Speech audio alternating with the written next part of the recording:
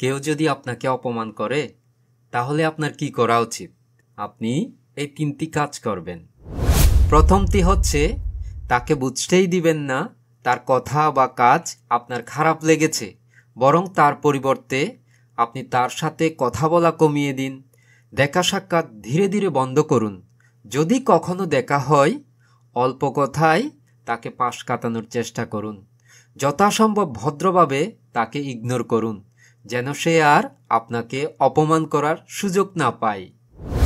দ্বিতীয়টি হচ্ছে, তার অপমানে আপনি রাগে ক্রোধে জ্বলে পুড়ে যাচ্ছেন, কিন্তু তারপরও বাইরে যথাসম্ভব শান্ত থাকবেন যেন সে বুঝতে না পারে, কারণ সে চায় আপনি রেগে যান, আর রেগে গেলেই আপনি তার ফাঁদে পা দিলেন।